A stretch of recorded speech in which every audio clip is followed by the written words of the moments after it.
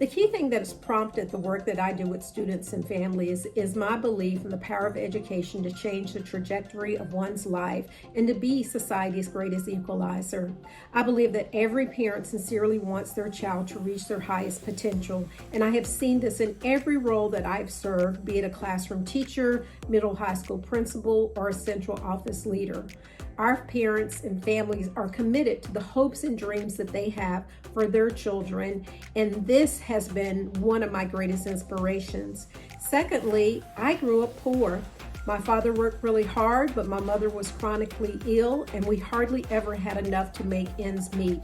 But I fell in love with school on the very first day, and more than 50 years later, I'm still in love with it. I was fortunate that I was able to have amazing teachers and school staff throughout my entire K-12 education. And they were incredibly committed to ensuring that I was able to become my best self. And I want to ensure the same thing for every child that I have the honor of working with. It's important for parents to have a full and accurate picture of their child's achievement and development because I believe that parents are our students' first and most important teacher. Having accurate information regarding a student's social, emotional, and academic development empowers our families to provide strategic support at home and to be able to have collaborative conversations with teachers and school staff on how to support their children in reaching all of their learning goals.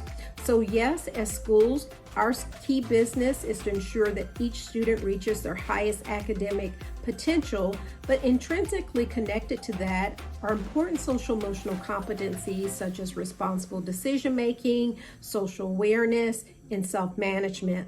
All of these are important for students to be prepared to positively influence society and to thrive in school and life. And our parents play a huge role in accomplishing all of this.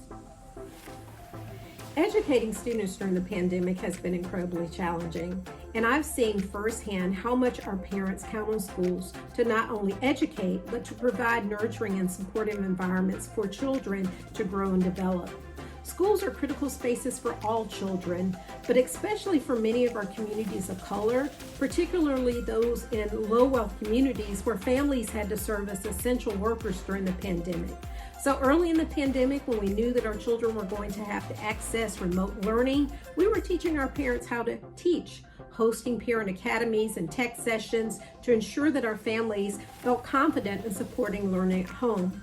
We work collaboratively with families, educators, and the community to ensure that every child not only had access to the internet and technology, but meals if they needed them, as well as remote mental health. And as the pandemic continued, we pushed hard to open our schools. We held multiple town halls to ensure parents and families were aware of what we were doing to ensure that our schools were safe. And we worked with city partners to open vaccination clinics so that our students could get those important protections so they could come back to school. The nation has basically gone through twin pandemics. COVID-19 and increased incidents of racism and racial violence, and our communities of color have been significantly and disproportionately impacted by both. The best way that educational leaders can support parents and families of color are to, one, see them as the true assets and experts that they are to their children's success and well-being. Number two, listen to their experiences and believe them, and then provide access to the supports and resources necessary to ensure that their children succeed.